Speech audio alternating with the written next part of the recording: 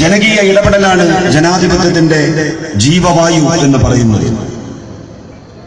അഴിമതിയും സ്വജനപക്ഷപാതവും തിമർത്താടുകയാണ് കുറ്റിപ്പുറം ഗ്രാമപഞ്ചായത്ത്. ധാർമ്മികതയുടെ എല്ലാ അതിർവരമ്പുകളും ഉല്ലംഘിച്ചുകൊണ്ടാണ് ഇവർ ഇതൊക്കെ കാട്ടിക്കൂട്ടുന്നത് എന്ന് നാം ഓർക്കുക. എന്ത് ചെയ്താലും ഒരു പ്രശ്നവുമില്ല. നാട്ടിലെ ജനങ്ങളോട് സാമൂഹ്യ പ്രതിബദ്ധത നിർവഹിച്ചില്ലെങ്കിലും ഞങ്ങളതൊക്കെ തെരഞ്ഞെടുപ്പ് കാലത്ത് അതിജയിക്കും എന്ന് ചില ആളുകൾ കരുതുന്നു. മതത്തിന്റെയും ജാതിയുടെയും പേര് പറഞ്ഞ് തെരഞ്ഞെടുപ്പ് സമയത്ത് ചെന്നാൽ വോട്ടുകൾ കിട്ടും എന്നുള്ള ധാരണയാണ് ഇവർക്കെല്ലാം. ആ ധാരണ നമുക്ക് തിരുത്തണം. അസാധ്യമായി ഒന്നുമില്ല. ഈ ഗ്രാമപഞ്ചായത്തിന്റെ ഭരണം പിടിക്കുക എന്ന് പറയുന്നത് നിഷ്പ്രയാസം നമുക്ക് സാധ്യമാകും. ഒരിക്കലും നീന്തിക്കടക്കാൻ കഴിയില്ല എന്ന് നമ്മൾ വിചാരിച്ചിരുന്ന മഹാ അറബിക്കടലാണ് 2006 തെരഞ്ഞെടുപ്പിൽ നിങ്ങളുടെ എല്ലാവരുടെയും പിന്തുണയോടുകൂടി നമുക്ക് നീന്തിക്കടക്കാൻ സാധിച്ചത്.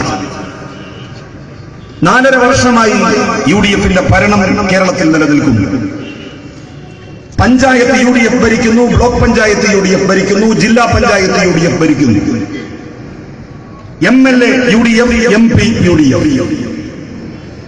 എന്ത് നേട്ടമാണ് നമ്മൾ MLA ആയിരുന്ന കാലത്ത് ഈ പ്രദേശത്ത് കൊണ്ടുവന്നതിൽ നിന്ന് അപ്പുറം ഇവർക്കിവിടെ കൊണ്ടുവരാൻ കഴിഞ്ഞിട്ടുള്ളത്?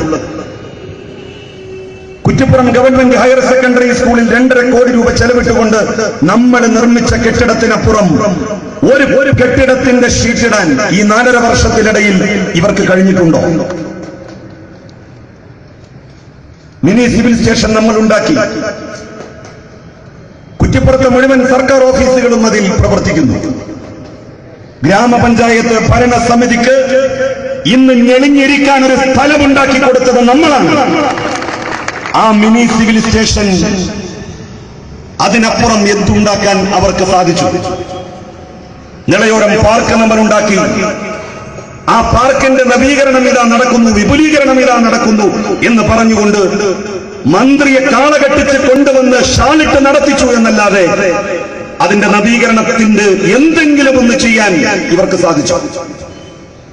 കുറ്റിപ്പുറം ടെക്നിക്കൽ ഹൈസ്കൂളിൽ 1 കോടി രൂപ ചെലവിട്ടുകൊണ്ട് നമ്മൾ കൊണ്ടുവന്ന ലബോറട്ടറി കെട്ടിടത്തിനപ്പുറം വൊക്കേഷണൽ ഹയർ സെക്കൻഡറി സ്കൂളിന് ഒരു ഷീറ്റിട്ട കെട്ടിടമെങ്കിലും ഉണ്ടാക്കാൻ ഇവർക്ക് സാധിച്ചു. ഗ്രാമപഞ്ചായത്ത് എന്താ ചെയ്തത്? തിരുനാവായ കുടിവെള്ള പദ്ധതി ഞാൻ MLA ആയിരുന്ന സമയത്ത് 45 കോടി രൂപ ചെലവിട്ടുകൊണ്ട് നമ്മൾ കൊണ്ടുവന്നതാണ്. കഞ്ഞിപ്പുരയിൽ 40 സെന്റ് സ്ഥലം 8 ലക്ഷം രൂപ ഞാൻ ആളുകളിൽ നിന്ന് ഇരന്ന് വാങ്ങി സ്ഥലം സംഘടിപ്പിച്ച് വാട്ടർ അതോറിറ്റിക്ക് കൊടുത്ത് നമുക്കുണ്ടാക്കാൻ സാധിച്ചിട്ടുള്ള പദ്ധതിയാണ്. അതുപോലെ തന്നെ കുറ്റിപ്പുറം ഗ്രാമപഞ്ചായത്തിലേക്കുള്ള മുഴുവൻ വെള്ളവും വിതരണം ചെയ്യുന്നതിന് കുണ്ടുകാട് 10 സെന്റ് സ്ഥലം ഞാൻ സംഘടിപ്പിച്ച് വാട്ടർ അതോറിറ്റിക്ക് നൽകി. ഭാരതപ്പുഴയിൽ നിന്നുള്ള വെള്ളം കുണ്ടുകാട്ടെത്തിക്കാനുള്ള സംവിധാനം ഉണ്ടാക്കി. വാട്ടർ അതോറിറ്റിയുടെ കുടിവെള്ള പദ്ധതി ഈ പഞ്ചായത്തിലെ മുഴുവൻ സ്ഥലങ്ങളിലേക്കും എത്തിക്കുവാൻ വേണ്ടി പരിശ്രമിച്ചു. എന്താ ഇവിടുത്തെ പഞ്ചായത്ത് ഭരണസമിതി ചെയ്തത്?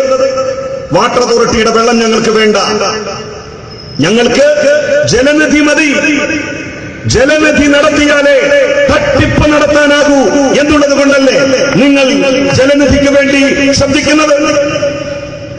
വാട്ടർ അതോറിറ്റിയുടെ പൈപ്പ് ഇടാൻ വേണ്ടി റോഡുകൾ കീറി മുറിച്ചാൽ അത് മുഴുവൻ റീടാർ ചെയ്യാനുള്ള സംവിധാനം വാട്ടർ അതോറിറ്റിക്കുണ്ട്. ജലനിധിക്ക് അതുണ്ടോ? റോഡായ റോഡുകളൊക്കെ ഇവർ വെട്ടിക്കീറി പൊളിച്ചു. നന്നാക്കിയോ നിങ്ങൾ? കുറ്റിപ്പുറം മല്ലൂർക്കടവ് റോഡ് ആരുടെ കാലത്താണ് PWDയെ കൊണ്ട് ഏറ്റെടുപ്പിച്ച് വീതി കൂട്ടി ടാർ ചെയ്യിപ്പിച്ചത്? ഈ നിശ ഗ്രാമപഞ്ചായത്ത് അംഗമായിരിക്കുമ്പോ അവരുടെ കൂടി സമ്മർദ്ദം കൊണ്ടാണ് അന്നത്തെ MLA ആയിരുന്ന ഞാൻ ആ റോഡ് വീതി കൂട്ടി ടാർ ചെയ്യിപ്പിച്ചത്.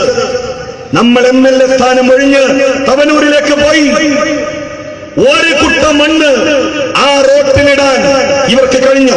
ഈ ഗ്രാമപഞ്ചായത്ത് ഭരണസമിതിക്ക് നിങ്ങൾ പോയി നോക്ക്. പാലത്തിന്റെ അപ്പുറമല്ലേ തവനൂർ മണ്ഡലം. ഞാനൊരു പ്രതിപക്ഷ MLA ആണ്. കുറ്റിപ്പുറം പുതുപൊന്നാനി റോഡിന്റെ പ്രവൃത്തി നടന്നുകൊണ്ടിരിക്കുന്നു. എനിക്കത് സാധിക്കുമെങ്കിൽ ഭരണപക്ഷ MLAക്ക്, ഭരണപക്ഷത്തിരിക്കുന്ന UDF-ന് എന്തുകൊണ്ടാണ് കഞ്ഞിപ്പുരം മൂടാൽ ബൈപ്പാസ് യാഥാർത്ഥ്യമാക്കാൻ സാധ്യമാകാതെ പോയത്? 3.5 കൊല്ലം മുമ്പ് വകുപ്പ് മന്ത്രി വന്ന് ഉദ്ഘാടനം ചെയ്തു. കഞ്ഞിപ്പുരം മൂടാൽ ബൈപ്പാസ് എന്തെങ്കിലും നടന്നോ? 1 കൊല്ലം മുമ്പ് സാക്ഷാൽ മുഖ്യമന്ത്രി പ്രവൃത്തി ഉദ്ഘാടനം നടത്തി. എന്നിട്ടും എന്തെങ്കിലും നടന്നോ? 1 മാസം മുമ്പ് ഒരു JCB വന്ന് മണ്ണ് മാന്തുന്ന ഫോട്ടോ കൊടുത്ത് ഇതാ ബൈപ്പാസിന്റെ പ്രവൃത്തി തുടങ്ങിയിരിക്കുന്നു എന്ന് പറഞ്ഞു. തുടങ്ങിയോ? നിങ്ങൾ ആ റോഡ് വീതി കൂട്ടി നന്നാക്കേണ്ട, ഗതാഗത യോഗ്യമാക്കാൻ അതൊന്ന് റീടാർ ചെയ്യാനെങ്കിലുമുള്ള സാമാന്യ മര്യാദ നിങ്ങൾ കാണിച്ചോ? കാണിച്ചില്ലല്ലോ. കിൻഫ്രയുടെ ഇൻഡസ്ട്രിയൽ പാർക്കാക്കി നമ്മളുടെ KSDCയെ മാറ്റാൻ ഒരുപാട് നൂലാമാലകൾ മറികടന്നുകൊണ്ട് നമ്മൾ തീരുമാനിച്ചു. നമ്മളതിന്റെ പ്രവൃത്തിക്ക് തുടക്കമിട്ടു. വ്യവസായ വകുപ്പ് ലീഗിന്റെ അടുത്തല്ലേ ഈ ഗ്രാമപഞ്ചായത്ത് ഭരണസമിതിക്ക് മുസ്ലിം ലീഗിന്റെ മന്ത്രിയിൽ സ്വാധീനം ചെലുത്താമായിരുന്നില്ലേ? കാട് പിടിച്ച് കിടക്കുകയല്ലേ ഇപ്പോഴും ആ 17 ഏക്കർ കണ്ണായ സ്ഥലം? ഇവരെ ഇനിയും പിടലിക്ക് അടിക്കേണ്ട സന്ദർഭം സമാഗതമായിരിക്കുന്നു. ഇവരൊന്നും ചെയ്യില്ല കൂട്ടരെ. അഹങ്കാരത്തിനും ധിക്കാരത്തിനും മറുപടി കൊടുക്കാൻ നമുക്കുള്ള അവസരമാണിത്. ഇത് നിങ്ങൾ വിനിയോഗിക്കണമെന്നാണ് എനിക്ക് നിങ്ങളോട് പറയാനുള്ളത്. ഇന്ത്യ മുഴുവൻ, ലോകത്ത് മുഴുവൻ തന്റെ ഉള്ളൻകൈയിലിട്ട് അമ്മാനമാടാൻ കഴിയുന്നു എന്നവകാശപ്പെടുന്ന പ്രധാനമന്ത്രി നരേന്ദ്രമോദിക്ക് അദ്ദേഹത്തിന്റെ മണ്ഡലത്തിലെ ജനങ്ങൾ തിരിച്ചടി നൽകിയത് ഇന്ന് നമ്മൾ കണ്ടു. UP-യിലെ തദ്ദേശ സ്വയംഭരണ സ്ഥാപനങ്ങളിലേക്ക് നടന്ന തെരഞ്ഞെടുപ്പിൽ 56 പഞ്ചായത്തുകളിൽ 50 പഞ്ചായത്തിലും BJP തോറ്റമ്പി. നരേന്ദ്രമോദിയുടെ പാർട്ടിക്ക് അവിടെയൊക്കെ കനത്ത തോൽവിയെ നേരിടേണ്ടി വന്നു. ജനാധിപത്യത്തിന്റെ മഹത്വമാണത്. കുറ്റിപ്പുറത്തെ നിവാസികൾ ഉണർന്നൊന്ന് ആലോചിക്കണം, ചിന്തിക്കണം. ഈ ദുർഭരണം ഇനിയും നമുക്ക് ഏറ്റിക്കൊണ്ടു പോകേണ്ടതുണ്ടോ? മതനിരപേക്ഷത ചോദ്യം ചെയ്യപ്പെടുന്നു. അതിനെ എതിർക്കാൻ ആരുണ്ട് ഈ നാട്ടിൽ? ഗോവധം നിരോധിച്ചു. കോൺഗ്രസും BJP-യും മത്സരിക്കുകയാണ്. ഞങ്ങളാണ് ഗോവധം നിരോധിച്ചത്, ഞങ്ങളാണ് ഗോവധം നിരോധിച്ചത് എന്ന് സ്ഥാപിക്കാൻ. ഡൽഹിയിലെ കേരള ഹൌസിൽ പോത്തിറച്ചി വിളമ്പിയെടുത്ത് പശുവിന്റെ ഇറച്ചിയാണോ എന്ന് നോക്കാൻ ആളുകളെത്തി. പോത്തിറച്ചിയും വിൽക്കാൻ പാടില്ല എന്നവർ പറഞ്ഞു. ഗോവധം എന്നാണ് ഡൽഹിയിൽ നിരോധിച്ചത് എന്ന് കോൺഗ്രസിനറിയും. ഷീലാ ദീക്ഷിത് കോൺഗ്രസിന്റെ മുഖ്യമന്ത്രിയായി ഡൽഹിയിൽ വാഴുമ്പോഴാണ് ഗോവധം ഡൽഹിയിൽ നിരോധിച്ചത്. കോൺഗ്രസ് ഭരിക്കുന്ന പല സംസ്ഥാനങ്ങളിലും ഗോവധം നിരോധിച്ചു. എങ്കിൽ നിങ്ങൾ എന്ത് കേരളത്തിൽ അത് നിരോധിച്ചില്ല?